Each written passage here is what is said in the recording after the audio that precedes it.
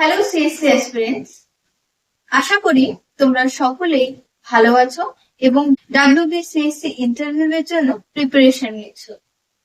তো আজ আমরা এই ভিডিওর মাধ্যমে তোমরা যারা যারা প্রিপারেশন নিচ্ছ তাদের কিছু টিপস শেয়ার করব বা বলতে পারো এমন কিছু পয়েন্টস নিয়ে আমরা আলোচনা করব, যেই পয়েন্টস গুলো যদি তোমরা ইন্টারভিউ এর সময় মাথায় রাখো বা খেয়াল রাখো তাহলে অবশ্যই তোমাদের ইন্টারভিউয়ে সিলেকশন হওয়ার বা সিলেক্ট হওয়ার চান্সেস অনেকটাই বেড়ে যায়। তো চলো আর ডিলে না করে কথা না বাড়িয়ে সোজাসুজি আজকের ভিডিও আমরা স্টার্ট করব। প্রথমে আমরা আলোচনা করে নেব কোন কোন ভুলগুলো আমরা এড়িয়ে চলবো যখন আমরা ইন্টারভিউ বোর্ডে যাচ্ছি এবং সেখানে গিয়ে ইন্টারভিউ দেব। তো ফার্স্ট অফ অল দেখো লিখেছি উইথ ইন্ট্রো অ্যাবাউট ইয়োরসেলফ, অর্থাৎ তুমি যখন তোমার সম্পর্কে কাউকে জানাচ্ছ স্পেশালি ইন্টারভিউ বোর্ডে, তো তখন তুমি তোমার যে পজিটিভ দিকগুলো রয়েছে অবশ্যই সেইগুলোকে হাইলাইট করবে। তুমি প্রথমে এমন কিছু উইক পয়েন্ট তাদের কাছে তোমার ব্যাপারে শো করবে না যেটা তাদের কাছে তোমার ব্যাপারে একটা নেগেটিভ ইম্প্যাক্ট বা নেগেটিভ ইমেজ তৈরি করে। তাহলে এটা একটা ফার্স্ট পয়েন্ট গেল। Next, nervousness. অবশ্যই এই ধরনের যে ইন্টারভিউ, সেক্ষেত্রে আমরা জানি যে নার্ভাস হওয়াটা খুবই স্বাভাবিক এবং এটা ভীষণই নর্মাল, সকলের ক্ষেত্রে এটা হয়েই থাকে।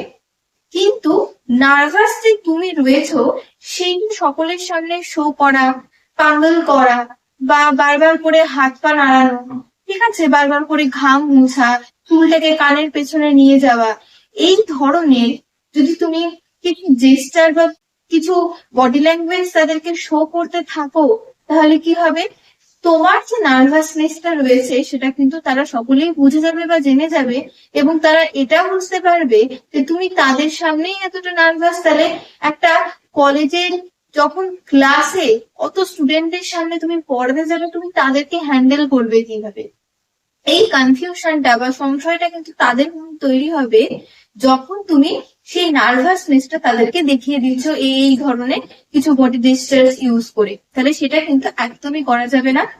নেক্সট দেখো বলছে improper dress and body language.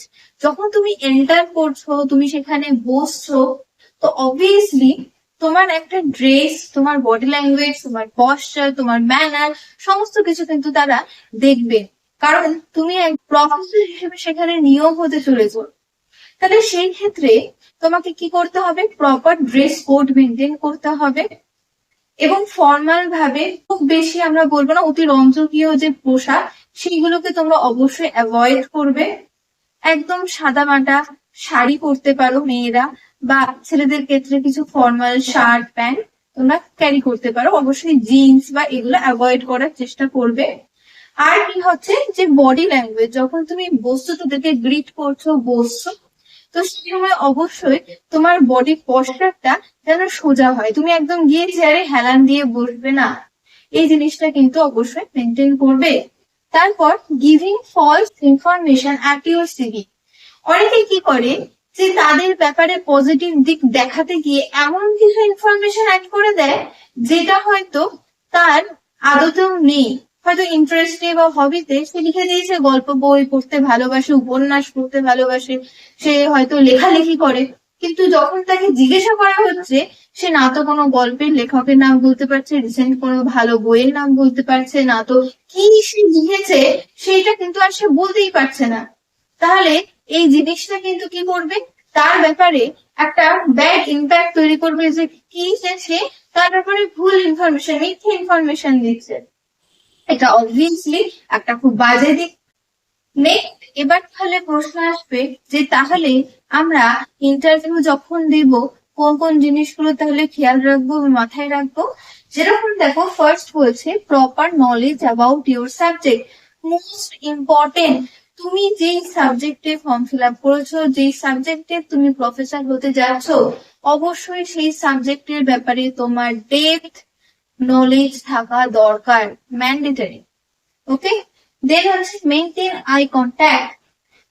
এর আগে যেটা বললাম যে আমরা অনেকেই ভুল করি কি, নার্ভাস হয়ে পড়ি, এবং নানা রকম যে হাত পা নাড়ানো বা হচ্ছে পাটাকে বারবার করে কাঁপাতে থাকা, বারবার করে চুলটাকে কানের পিছনে নিয়ে থাকা, আকাশের দিকে এরকম তাকিয়ে তাকে উত্তর দেওয়া, এই জিনিসগুলো কিন্তু কি করে, যেমন নেগেটিভ ইম্প্যাক্ট ফেলে, ঠিক তার পাশাপাশি তুমি যদি চোখে চোখ রেখে কনফিডেন্সের সাথে আনসার দিতে পারো, তাহলে কি হয়, তাদের তোমার ব্যাপারে একটা পজিটিভ ইম্প্যাক্ট বা পজিটিভ ইমেজ তৈরি হয়। তারা বুঝতে পারে এটাই যে সে যা বলছে সে অনেস্টলি আনসার দিচ্ছে, কোনো কিছু লুকিয়ে বা বানিয়ে বা খুব ভয়ে ভয়ে সে আনসার দিচ্ছে না। নেক্সট, প্রিপেয়ার ডেমো ক্লাসেস, যেটা এখন থেকে আমাদের চ্যানেলে তোমাদেরকে কিন্তু অলরেডি বারবার বলা হচ্ছে যে ডেমো ক্লাস প্রিপেয়ার করো। নানা রকম ফ্রি ক্লাসে অনেক স্যার বা প্রফেসর যারা রয়েছেন, ম্যাম যারা রয়েছেন, তোমাদেরকে গাইড করছেন ফ্রিতে।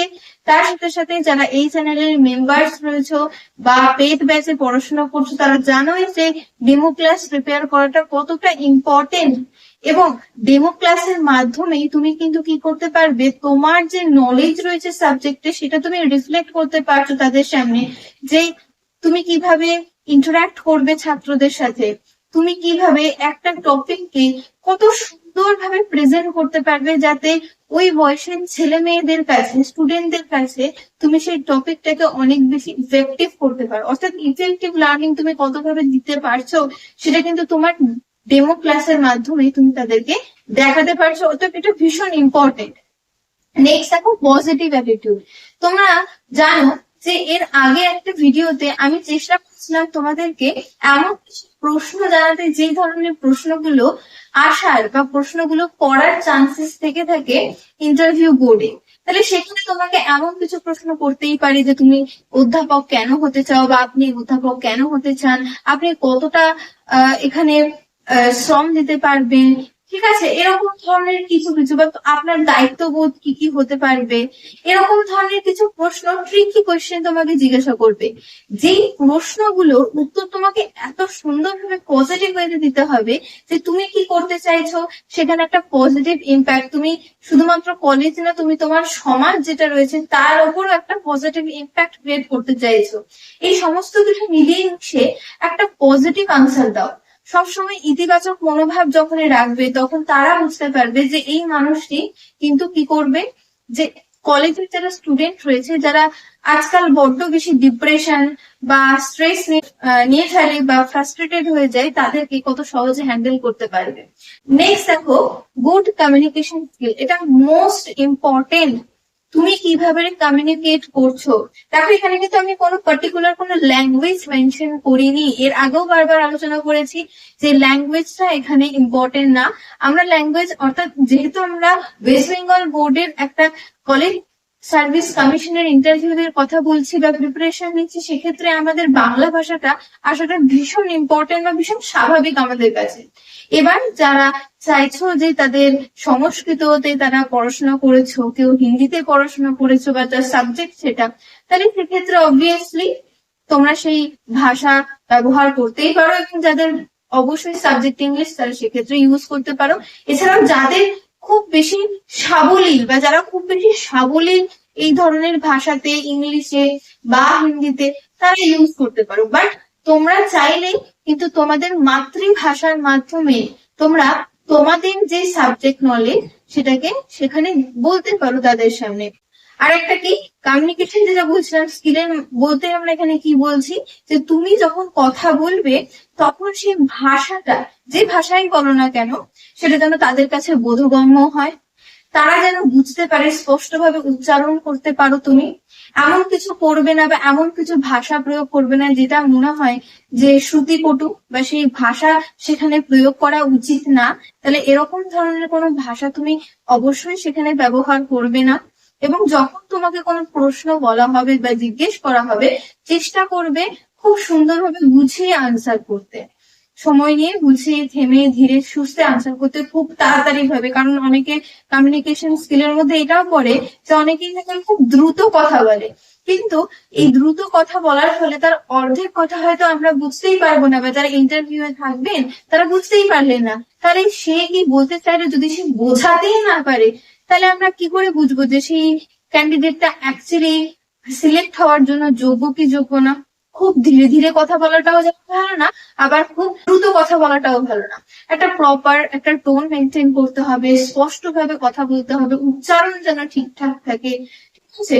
এবং যখন ডেমো দেবে, যখন বোর্ড ইউজ করবে, তখন অবশ্যই ভালোভাবে লেখা যেন স্পষ্ট হয়, টপিকের নাম, কোন সাবজেক্ট থেকে তুমি পড়াচ্ছ, ক্লিয়ার ভাবে প্রেজেন্ট করার চেষ্টা করবে। আর একটা কথা বলে রাখি, যে যখন তোমরা ইন্টারভিউ দিতে যাবে, এটা খুব বেসিক একটা জিনিস, যে অবশ্যই নিজের মোবাইল তোমরা সাইলেন্ট করে রাখবে, যেটা ইন্টারভিউ বোর্ডে আশা করি বলেই দেওয়া থাকবে, বা সেখান থেকেই হয়তো বলে দেবে তোমাদেরকে। তো এই হচ্ছে কিছু ইম্পর্টেন্ট টিপস, বা বলতে পারো যে কিছু ইম্পর্টেন্ট আজকের ক্লাসের আলোচনা ছিল, যেগুলো তোমাদেরকে হেল্প করবে ইন্টারভিউয়ে সিলেক্ট হতে। এবং ভিডিওটি শেষ করার আগে তোমাদের আরো একবার বলে রাখি, আমাদের চ্যানেলের পক্ষ থেকে তোমাদের নানা রকম ফ্রি ক্লাসেস প্রোভাইড করা হচ্ছে। তার সাথে সাথে শুধুমাত্র এই চ্যানেলে যারা মেম্বারশিপ নিয়েছে তাদের জন্য প্রত্যেকটি সাবজেক্টের উপর কলেজের যারা প্রফেসর রয়েছেন তারা কিন্তু ডেমো ক্লাস তারা প্রোভাইড করছেন। তোমরা সেই সকল ক্লাসে গুলো দেখে অ্যাপ থেকে কিভাবে নিজেদেরকে ডেমো দেওয়ার জন্য প্রিপেয়ার করবে সেই সম্পর্কে অবশ্যই আইডিয়া নিতে পারো। নিজেরা বারবার করে ডেমো ক্লাসেস কিন্তু প্র্যাকটিস করতে পারো। এবং আরো বিস্তারে জানতে WBCSE ইন্টারভিউ প্রিপারেশন সম্পর্কে গাইডেন্স পেতে গেলে স্ক্রিনে দেওয়া কন্ট্যাক্ট নাম্বারের সঙ্গে তোমরা যোগাযোগ করে নিতে পারো। এবং আজকের ভিডিওটি যদি তোমাদের কাছে হেল্পফুল হয়ে থাকে তাহলে অবশ্যই ভিডিওটিতে একটি লাইক করবে, কমেন্ট করে জানাতে পারো যে ভিডিওর কোন পার্টটি তোমাদের কাছে সব থেকে বেশি হেল্পফুল হয়েছে, শেয়ার করতে পারো তোমাদের আরো অন্যান্য সিএসসি অ্যাসপিরেন্ট বন্ধুদের সাথে। এবং এইরকম ধরনের হেল্পফুল ইনফরমেটিভ ভিডিওস পেতে চ্যানেলটিকে সাবস্ক্রাইব করে রাখতে পারো। ধন্যবাদ।